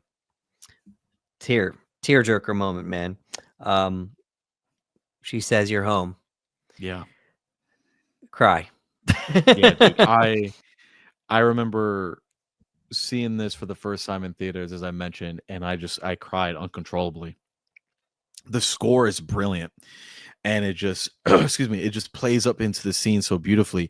And Russell Crowe does this thing as an actor where you can see him channeling in and out of the afterlife, and he does it with his eyes specifically, where you can see his eyes and he's taking steps and he's walking forward and he sees his home and he sees the door, and we're getting this moment, and periodically he comes back to us and he does this thing with his eyes. It's almost like when someone's eyes dilate in and out from light, but he's physically doing it with his eyelids and his eyes, where he kind of just like, you can see the transition where he comes back. And it's just a small little detail that I really, really enjoyed from him as a performer. And they're building it up. And as you mentioned, she's like, go to him. And she's like, you're home. And you see, like, she's like, it's okay. Like, you can go home. And again, Russell Crowe does this thing where he's letting go. Like, there's a physicality to him where he's letting go. And man, I watched it recently for us to discuss it, and again, I just sobbed uncontrollably, just cried. The music is beautiful. The essence, the idea of him meeting them in the afterlife, and the wife is waiting for him. The sun is running, dude. When the sun is running towards him, that was it for me. Like I was completely shattered and broken and done. And Connie, she's killing it, man. She's there with him, and she's over top, and she's like, again, you're home now, like you can go home. And just in an emotional finish. And I did want to touch on Ridley Scott as a director and the choices that he made. So when Maximus ends up taking the life of Commodus, as you mentioned, the crowd is silent, but there's no music. He cuts all the score, and he wants you to be in the moment, and you hear everything. And Commodus is fighting for his life, and to no avail. And it finally happens, and that's when we start to see, like, again, Maximus go in and out of the afterlife. But seeing him pass, dude, is probably, I think I can say this, is probably one of the most, if I had to make like a list of most emotional scenes in movies that broke me the most, this would absolutely be in that list. Like, just absolutely shattered me to this day. Yeah, rooting for him the entire movie, and he finally gets what you want him to get. He gets Mhm. his vengeance, but not only that, he restores the balance to Rome, everything. Yeah. And then they Yeah. hit us with this gut punch. Yeah, guess what? This guy you've been rooting for the entire movie, he's gone now. You Yeah. know? It's this it's bittersweet, because we've seen movies where the lead character will perish, will not make it, and it's a very sad moment. This one was bittersweet because not only am I crying that he's gone, but I'm really crying because of him reunited with his family. Like, that did it. Like, I was like, that's the best case scenario right there. I was like, hold on. So he gets to beat Commodus. He restores what was meant to be restored, what Marcus wanted all along from Maximus. Like, you can do this. He's able to do it in his final moments. And the last thing we see is him reuniting with his family. Yeah, forget it, man. I'm just gonna cry about this for years and years. So the closing shots are how we start the Ah, movie in the wheat field. There it is. yep. Um, as he dies, Maximus envisions reuniting with his wife and son in the afterlife. I'll get choked up reading this here. Dude, I'm telling you, man, It's it hits. emotional. It Yeah. hits. His friends and allies honor him as a soldier of Rome and carry his body out of the arena. They're just marching. Yeah. That night, Juba visits the Colosseum and buries figurines of Maximus's wife and son at the spot where he died. So that's our He hits movie. Dude, he hits that line too. He hits that line, and he says, "I will see you again." Yeah, He goes, "But not yet." And not the music hit, yet. and he goes, "Not yet." And bro, again, cry. Like, just Yes. Yeah, it's just so absolute cry. yeah, it's like this epic, period piece hit with a tearjerker ending, Yeah, you dude. know? And like, I'm watching it, I'm rewatching it, obviously, and I know it's coming. Like, we know it's coming. We've seen the movie before. And I'm just so into the movie as a whole that, my guard is let down again. Like, I know it's coming. I know it's coming, but I'm like, hey, I'm prepared for it. No, I don't think you can ever prepare for it, from the performances, from the score, from the execution of the film, to what it represents. And again, she was just sitting there and being, and going back to the conversation they had earlier, where he talks about his family. He goes, I have daughters and I have a wife. He goes, I do not think I will see them in this life. I'll see them in the next, but I'm much older. I will go first and I'll have to wait for them. He goes, I'll see them, but not yet. So I love that little moment of him burying the figurines and doing the whole, I will see you again. He goes, I'm free. Like, he talks about being free. He goes, I am free. And he goes, and I will see you again, but not yet. And bro, just again, Niagara Falls. There you go. Great line. So, that's our movie. Let's have some initial thoughts here. When Mhm. I was done this rewatch, clearly it was emotional. Yes, I cried too. It's Yeah, like yeah, it's yeah. it's just challenge. Don't cry at the ending to Gladiator. Impossible. Mhm. Yep. Impossible, because it's not gonna happen. Um, So after I composed myself, I just sat there listening to the score, and so many reasons are why this movie works. Hmm. It's political, it has action, it has a villain with zero likable qualities. Because sometimes when you're watching movies, you kind of start liking the villain, Hmm. because the performance is just so compelling, right? No Hmm. redeemable qualities for this villain. Nope. And apparently it's historically accurate too. The thing with him and his sister, apparently that was a part of the history. Hmm. So, and obviously Ridley Scott played that up for you to hate Commodus even more.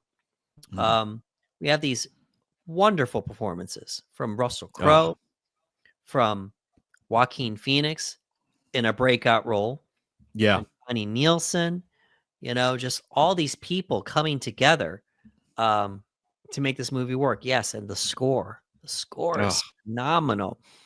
Gladiator is just one of those movies where everything falls into place um, at just the right time.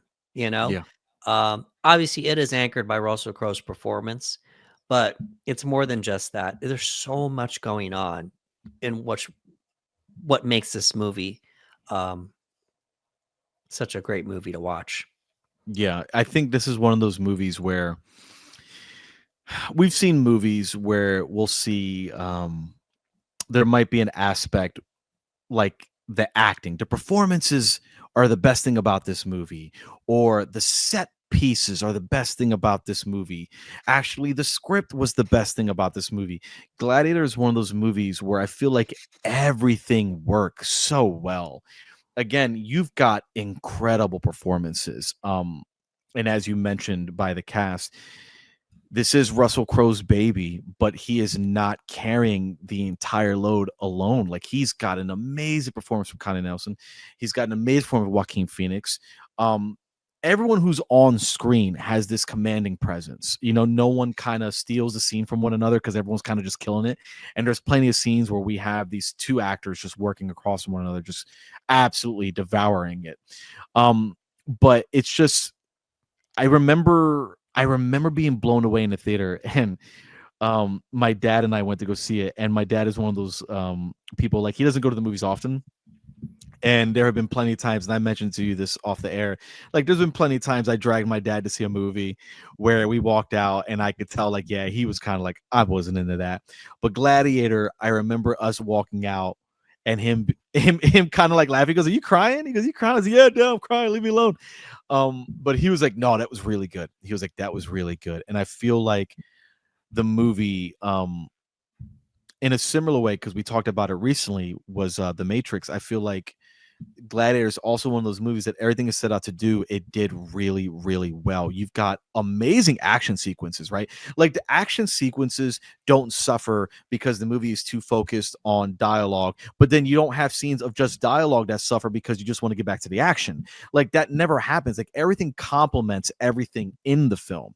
The dramatic moments complement the action sequences and vice versa. And then you have the story, you have the villain that you just absolutely despise, you have the hero that you're rooting on, you have great side characters. There's so many people to root for, there's people to root against, and it just lands on every level. And I can't, and look, Gladiator is one of those movies I think that has been ingrained into pop culture where like you can't not hear that soundtrack and be moved, you can't not hear that score and be taken back. One of the benefits of Gladiator 2 being in theaters is seeing how many people are going back to re-experience Gladiator. And I can't tell you how many posts I've seen, how many videos I've seen that are just talking about how great of an experience this was for people. There are some people that are going to be watching Gladiator 1 for the first time in 2024. And that's incredible. I'm very happy because I know that it holds up extremely well. And I'm looking forward to those conversations with people who are now seeing it for the first time. But I'll never forget that experience, man. As I mentioned, there were movies that I went to the theaters to see that I'll never forget.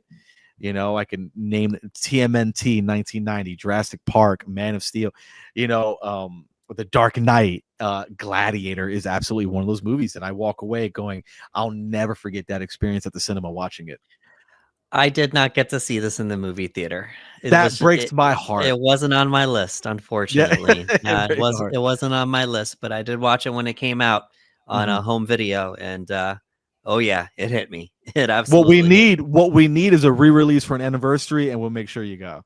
We'll see it on the big I think screen. I'd be down for that. Yeah, Yeah, I'd we be gotta down do for that. that. I mean, next year will be 25 years, so Let's do it. maybe there'll be like a double feature, right? Yeah, like get it out Glad there. Put it out there. Why not? Gladiator and Gladiator 2, right? Okay, so Gladiator, it was a box office success. Mhm. We had a budget of 103 million, and it ended up making 465 million. Okay. Not bad for a period piece in 2000. In Um, 2000. we're talking Yep. about the year after The Matrix came out. Mhm. We're talking about where superhero movies are starting to make some noise, Yeah. and but I mean, was it Oscar bait? Obviously, it was, but it made a lot of money. People wanted to go see this. People were just talking about how amazing Russell Crowe was.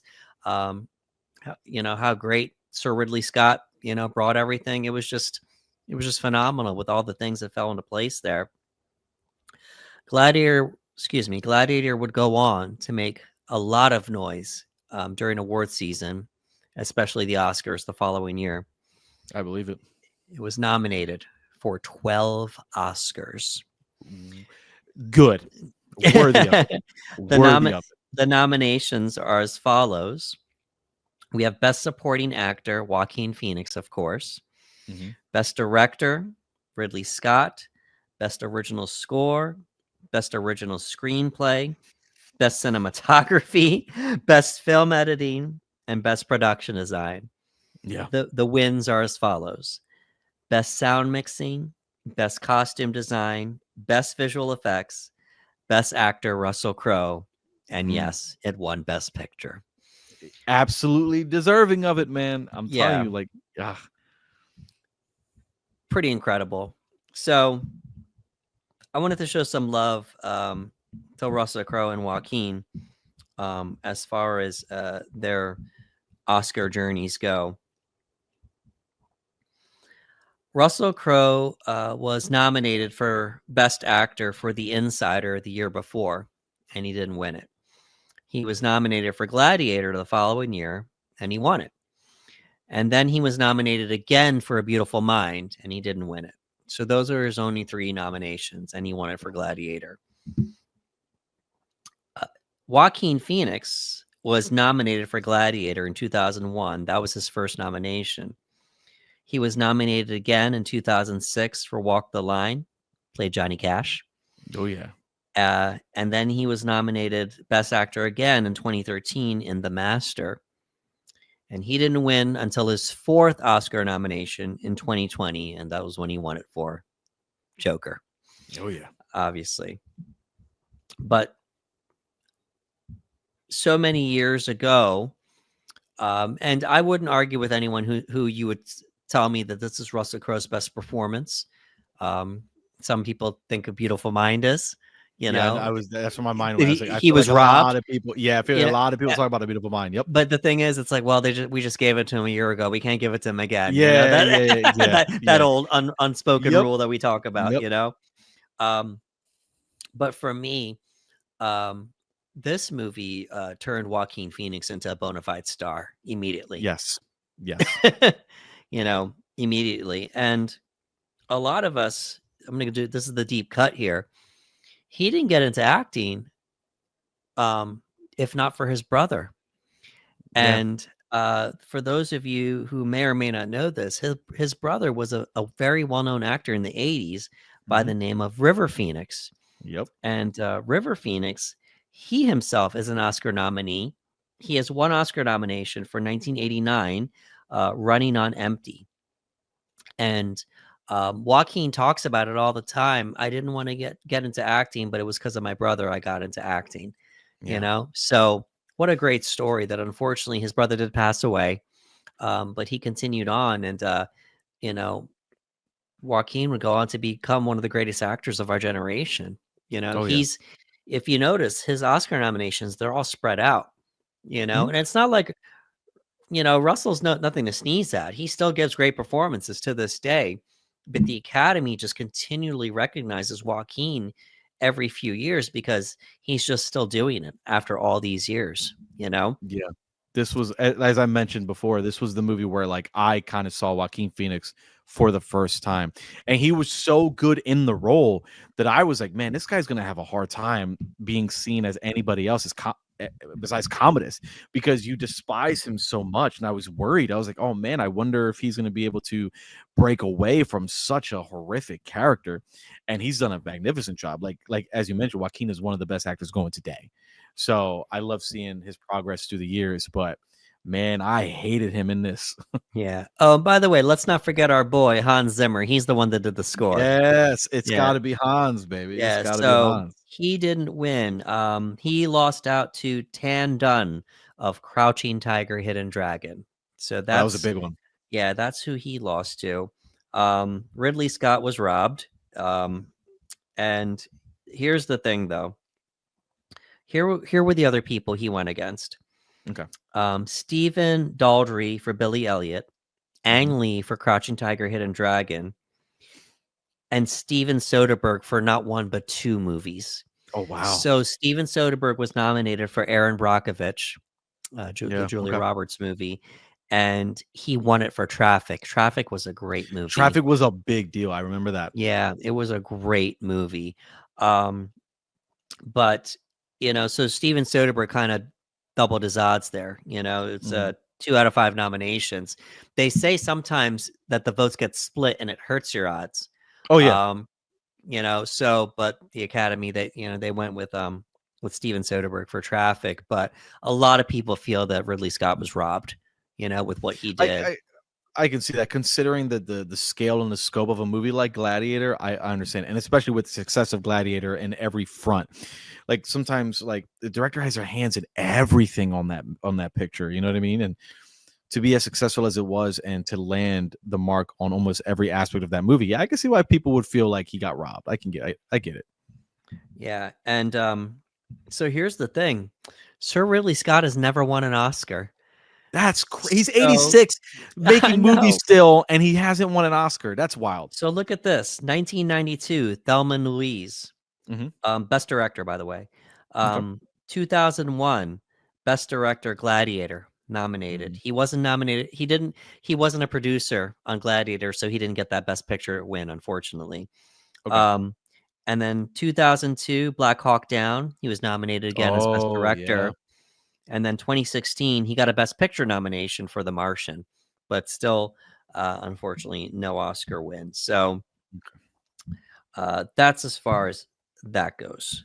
Alrighty. So anything else to add as far as these 12 Oscar nominations? Dude, it's always an amazing thing when a singular picture can get that many nominations. I think it's a testament to how good the film is, whether it's technical, whether it's performances, director, et cetera, et cetera, et cetera. That's always an amazing thing. I am kind of really sad because Ridley Scott has got some bangers, man. Like, he's got some incredible films on his resume. And to know that at 86 years old, who is still actively making movies, hasn't been able to secure that Oscar just yet, it's a little sad. I hope it happens. I hope it happens for him. But hey, if there was ever going to be a movie that was deserving of it, it was definitely Gladiator. Yeah, Gladiator ended up winning 5 Oscars that night. Crouching Tiger won 4, and Traffic won 4 as well. So strong year for film that year. Alrighty, so let's move on here and show some love to the cast. Obviously, we have Russell Crowe as Maximus Decimus Meridius. We have Joaquin Phoenix as Commodus, and he is based on the historical figure of Commodus. We have Connie Nielsen as Lucilla, also based on a historical figure, Lucilla. We have Oliver Reed as Proximo. We have Derek Jacobi, or Jacoby, I've heard it pronounced both ways, as Senator Gracchus. We have Jaimon Honsu as Juba in a breakout role, we can say here. Yep. Richard Harris as Marcus Aurelius, yet another historical figure, Marcus Aurelius. I'm going to say why I keep saying that here. We have Ralph Mahler as Hagen, the other gladiator he becomes friends with. Your boy Tommy Flanagan is Cicero. Excuse me, Cicero. Anybody else here? There's so many people to name. Let's give a shout out to Tomas Arana as Quintus, loosely based on the historical figure Quintus. Quintus Aemilius Laetus. That's the best I can pronounce that there. Okay. So, all right, and I'll stop there. I will stop there. So, I think it goes without saying. Just Joaquin Phoenix and Russell Crowe. I mean, yeah, dude. Like, like Russell Crowe. Look, Russell Crowe has always been a great actor, and I think that throughout the years, no matter what he's in, Russell Crowe is always given a fantastic performance. But there's something about Gladiator, and the role of Maximus that I'm always going to associate him with that role. Like, there's a lot of characters that these actors play over the years. For many people, they will always see Joaquin Phoenix as the Joker. Like, for many people, that's going to be who they attach to Joaquin Phoenix based on, where they were in life when they watched that movie. And again, I was just kind of coming into my own with really falling in love with cinema and film. Again, this was the year 2000. So I was still very much a kid, and there were movies that I enjoyed, but this is one of those movies that kind of like opened my eyes to cinema, to filmmaking and whatnot.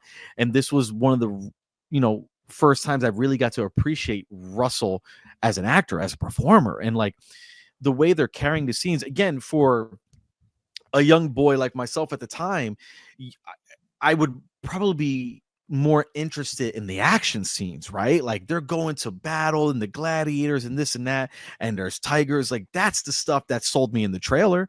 Like, I remember watching the trailer, I'm like, oh, I want to see that movie because it looks cool. But because of performances like Russell Crowe's, I was just so glued to the screen, just watching these characters have conversation, and Joaquin Phoenix is obviously probably one of the most villainous roles to date in terms of movies that I've seen and enjoyed. Like, one of the most people I despise the most as character, and that's a testament to just how good Joaquin Phoenix is as an actor, because I love Joaquin Phoenix. I watch him in interviews. I think he's really funny. I think he's very entertaining to watch, and for him to nail a role such as this in such an evil, vile way, man, like, he's just that good. And Connie Nielsen is she's also doing so much with less. And what I mean by that is not that she has any less screen time, but as we mentioned earlier, like, she's doing scenes where she doesn't say a word, and she's giving some of the best eye acting, which sometimes can be a lost art, because sometimes people put all their acting into the dialogue, their body language, but she's doing literally nothing but giving us her eyes, and she just does an amazing job. But again, it's one of those movies where everyone is crushing it. Everyone, there's no weak person in the cast. But yeah, it's Russell Crowe is just on another level. Him and Joaquin Phoenix are absolutely crushing it, man. I want to give some love to Connie Nielsen. She's been in a lot of movies over the years. Very seasoned actor. And shout out to whoever casted her in Wonder Woman 2017. Oh, because yeah. they gave a throwback. It was kind of like a throwback to Lucilla, where she played Hippolyta. And in case you're wondering, yes, we do plan on doing a breakdown for Wonder Woman one day. We're just waiting for the right moment. We'll get to it eventually, but it was just genius casting. I read that Warner Brothers wanted Nicole Kidman actually to play Hippolyta. She would eventually come in later on in Aquaman, but it didn't happen. But just genius casting. I don't know if Zach pushed for it, if Patty pushed for it, but somebody pushed for it, and it was a great throwback to Lucilla. And we don't want to give too much away, because we still want people to go to see Gladiator 2. But let's just say she doesn't disappoint. coming back to this role again 24 years later. Yeah. So and it was great to see her again. Like, there's scenes, man, with just her and Russell just having conversations, and I was glued. Her and Joaquin Phoenix, I was just glued, man.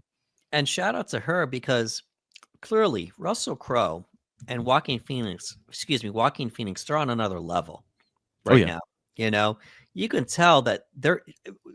Sometimes you can tell why the project is going on. We're making something special, Mhm. and you know, Crow's bringing his energy. Joaquin's bringing his energy, and she had a choice to make. She could have brought the energy too if she wanted, but she brought the energy in her stillness Yeah. and just that quiet intensity, Yeah. and it just worked. The only um criticism I could give of Gladiator is that we didn't have more Lucilla.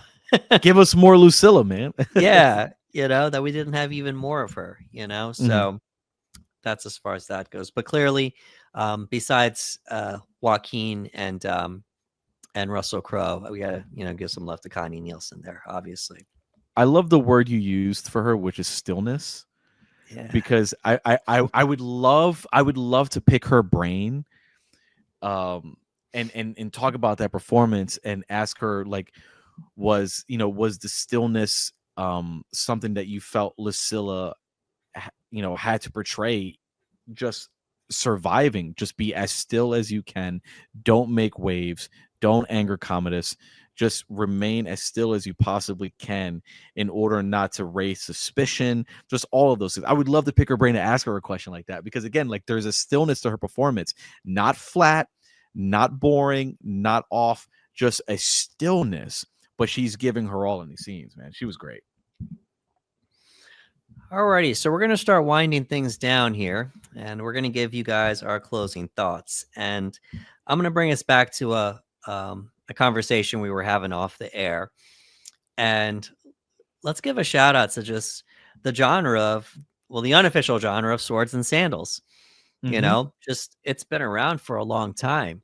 You talk about, the old school Hercules, Yeah. Jason and the Argonauts. You talk about the epic Ben-Hur. And her, man. Here we go. Old school Spartacus, Yeah. the old school one. And then Gladiator comes along and turns the genre on its head.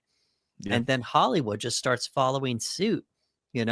Troy, Kingdom of Heaven, Alexander, our Mm-hmm. boy Zack Snyder with 300, Oh yeah. and so on and so forth. And it was almost like Gladiator just spawned, this this Hollywood thing. We're like, oh no, we got to get, we got to get to this. Yeah. This genre has untapped potential here. Um, but I don't know. Like those are some. I just named off a bunch of movies there, and they're all amazing in their own right. People talk about Ben-Hur just historically, Oh yeah. what that movie meant. Charlton Heston, like the whole deal. Like it's so good.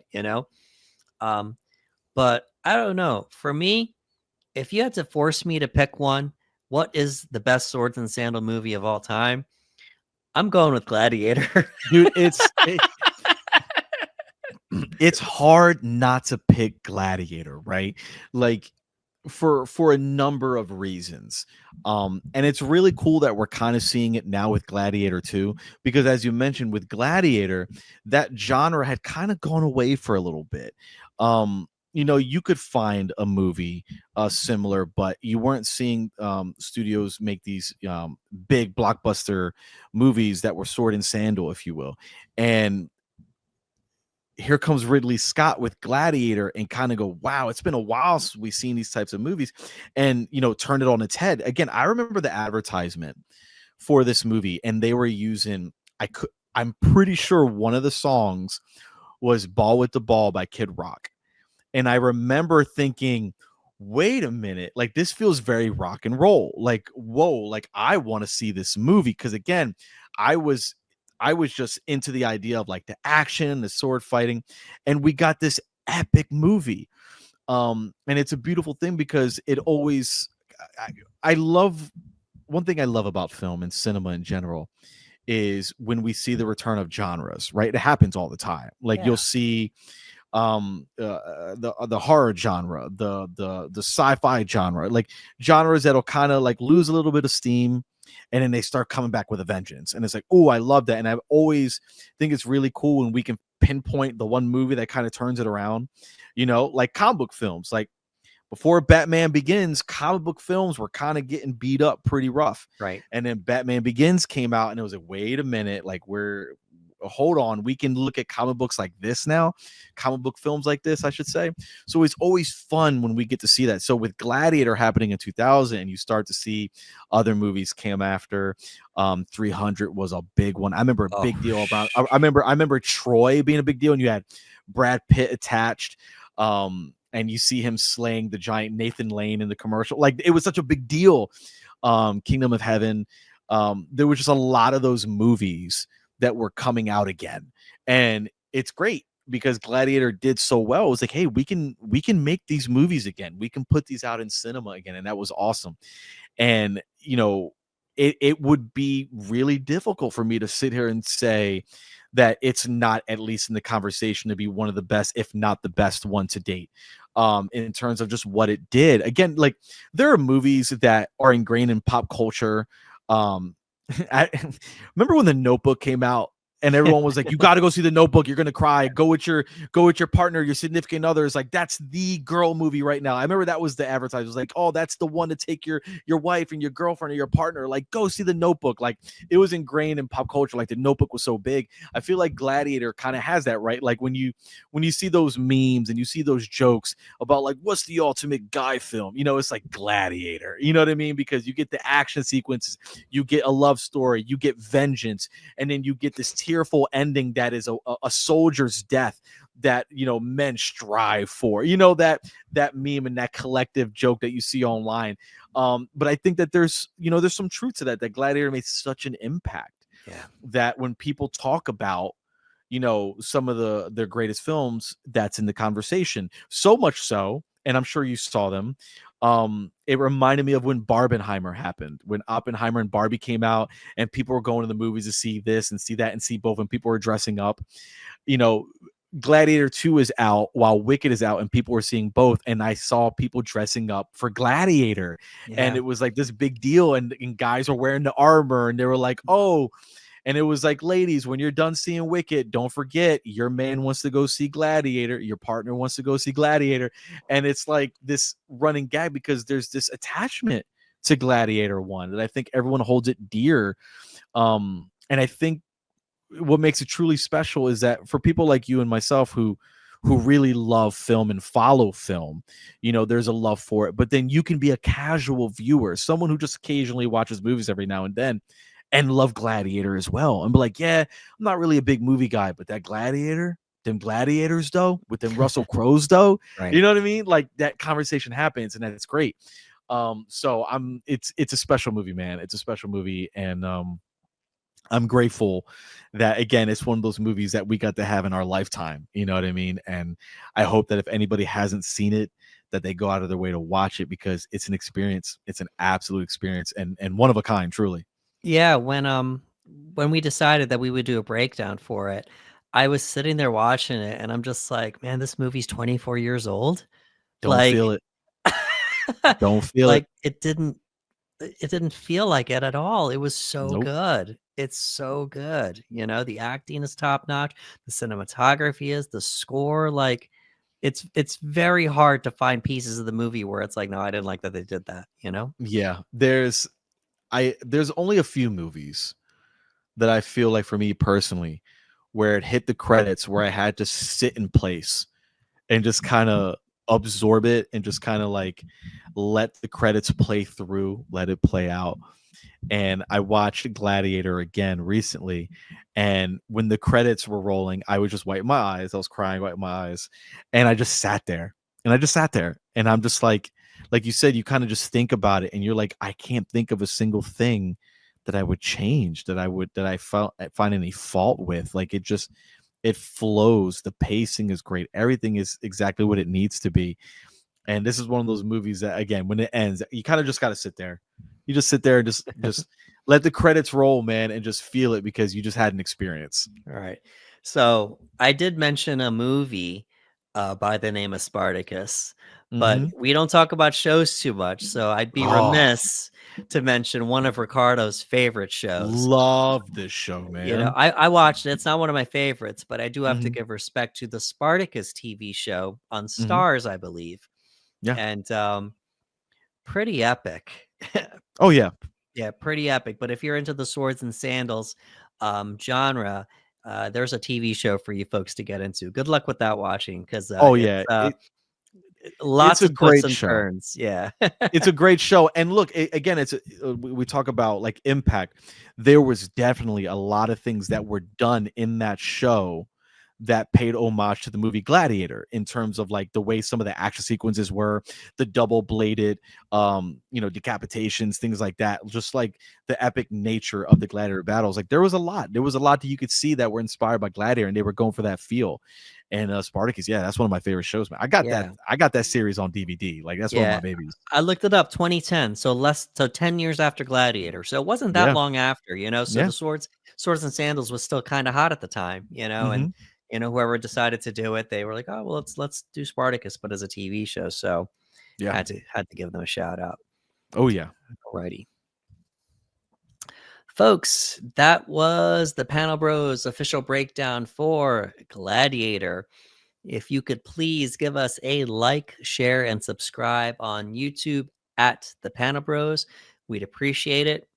All those likes, shares, and subscribes, they help our reach. As our reach grows, more people can watch us, more people could listen to us, and so on and so forth. Also, if you could please leave us a comment below, letting us know how you felt about our breakdown for Gladiator. Also, if you could let us know, what's your favorite Swords and Sandals movie?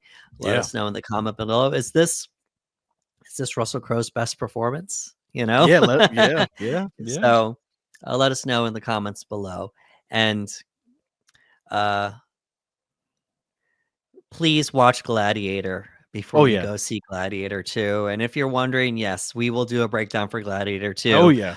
once it's available to watch on home viewing. And, we'll come back to that as well. All righty. For Ricardo Segura, this is Anderson Marchak saying thank you for coming to the panel.